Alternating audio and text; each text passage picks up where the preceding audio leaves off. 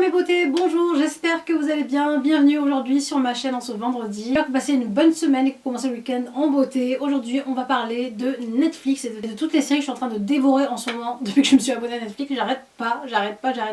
Je passe ma vie à ça. Il va falloir que je me calme quand même. Vous m'avez beaucoup demandé les séries que j'étais en train de regarder, celles que j'avais aimées, celles que j'avais moins aimées. Commençons par La Casa del Papel, bien sûr. Comment passer outre La Casa del Papel? Je pense que vous en avez entendu tous parler. C'est par celle-là que j'ai commencé dès que je me suis abonnée. Je voulais absolument savoir ce qu'il en était de cette série. Et j'ai kiffé et surkiffé. J'attends vraiment une autre saison. Je crois qu'il y avait 2 saisons. Et j'attends franchement qu'il y ait d'autres saisons. La série est une série espagnole. Les acteurs sont des Espagnols. Et la série est trop bien tournée. Et franchement, l'histoire est top. Donc c'est l'histoire entre guillemets d'un gang habillés en rouge avec leur masque de Dali et qui vont en fait vouloir braquer une imprimerie, mais pas n'importe quelle imprimerie, c'est une imprimerie de billets et chaque acteur a un caractère bien à lui et une histoire bien à lui et franchement les acteurs vont super bien ensemble, le groupe, en fait le gang va super bien ensemble. Ceux qui font partie en fait du gang sont des acteurs et des personnages vraiment très excentriques je trouve et donc franchement l'histoire est juste top, allez la voir. En fait on ne peut qu'être du côté du gang, je sais pas si vous voulez, on est cette fois-ci en fait dans cette série là, c'est tellement bien fait et tellement bien tourné qu'on est obligé de se mettre du côté du gang et pas du côté des gentils en fait, comme on fait habituellement quand on regarde une série ou un film, on se met du côté, donc là dans cette série là on se met du côté des méchants. Franchement je vous invite vraiment à les regarder, même si vous accrochez pas au début, franchement vous allez accrocher dès la deuxième, troisième épisode, vous allez accrocher et vous n'allez pas arrêter d'en redemander et moi j'ai fini et franchement je suis en train de grappiller les dernières miettes. Ensuite, deuxième série que j'ai kiffé regarder, c'est la série 13 Reasons Why. Donc c'est une série qui tourne autour du suicide en fait d'une jeune fille qui est au lycée, donc d'une jeune lycéenne qui a été harcelée et donc qui a subi plein de brimades, d'harcèlement de ses amis en fait au lycée, et ça concerne pas que le lycée, ça concerne aussi les harcèlements qu'on peut subir au collège, en primaire, peu importe, même au travail, etc.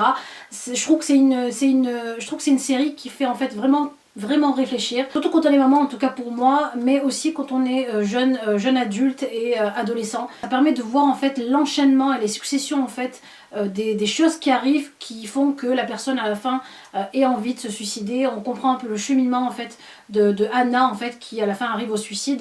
On comprend pourquoi elle arrive à ça et on comprend par quoi elle est passée en fait quand elle arrive à ça. Et franchement moi ça m'a fait beaucoup réfléchir, ça m'a fait prendre du recul sur plein de choses. Je me disais voilà, il y a plein de choses qui sont pas si importante que ça quand on les gronde sur des choses ou quoi que ce soit à la maison. Ça permet aussi de donner envie en fait de parler à votre enfant, de parler au jeune adolescent qui est sous votre toit, de lui demander comment ça va, etc. Et ça alerte en fait sur un problème qui est en ce moment très récurrent dans notre société, malheureusement le harcèlement à l'école. Et voilà, franchement une très belle série, très touchante.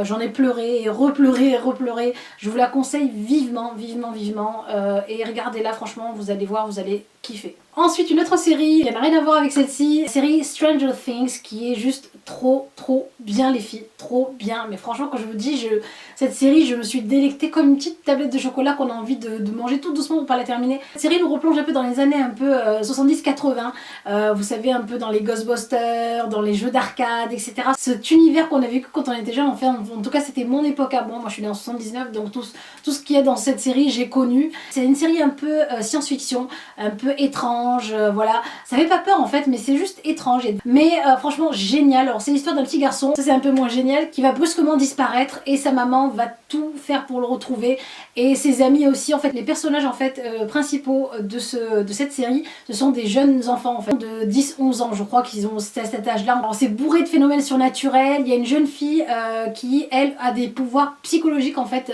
des pouvoirs en fait psychiques et télépathiques en fait, et qui va les aider à retrouver le jeune Byers. J'ai pas envie de vous raconter toute l'histoire mais franchement la série est dingue et juste top en fait. Alors j'ai regardé aussi la série Maniac et cette série est à vous rendre fou. Franchement cette série est à vous rendre fou. C'est l'histoire en fait d'un homme et d'une femme, donc l'homme Owen et la femme Annie, qui vont en fait par rapport par rapport aux successions d'effets qui sont arrivés dans leur vie, qui vont se retrouver un peu avec un mal-être qu'ils n'arrivent pas en fait à surpasser. Et donc je vous raconte pas les détails, pas le pourquoi du comment, mais voilà, l'histoire un peu c'est Cohen est le vilain petit canard d'une famille de milliardaires. Annie en fait elle n'arrive pas à surpasser la mort de sa sœur, et du coup en fait ils vont se retrouver à vouloir tester pour un laboratoire en fait des médicaments, et via ce médicament là en fait ils vont se retrouver à chaque fois dans un... Ils vont se retrouver en fait, le médicament va les envoyer dans un genre de futur un peu bizarre, et à chaque fois qu'ils vont plonger en fait dans leur subconscient, ou je sais pas où ils sont dans un genre de rêve quoi, ils vont se retrouver à chaque fois tous les deux à vivre une histoire avec des personnages différents.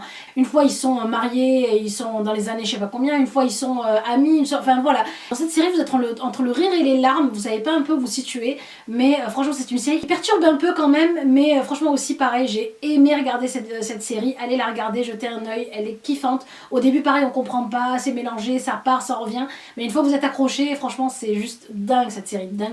Et pour terminer, j'ai regardé aussi la série Black Mirror, et cette série là les filles, c'est une série qui, pour moi en tant que blogueuse, m'a fait beaucoup réfléchir sur le temps que je passais sur mon téléphone et sur l'ordinateur et sur tout ce qui est écran, à ce trop plein de réseaux sociaux malheureusement, et donc en fait, et à l'image qu'on veut en fait donner à travers les réseaux sociaux. Il y a une des histoires qui m'a vraiment beaucoup touchée, c'est une histoire en fait une jeune dame qui en fait qui fait tout pour, vous savez en fait ils ont un système dans cette histoire là de en fait à chaque fois que vous faites du bien à quelqu'un, vous souriez à quelqu'un, vous gagnez des points et vous êtes noté, et par rapport à ça les gens vous aiment ou ne vous aiment pas et vous mettent de côté ou vous adoptent dans leurs amis.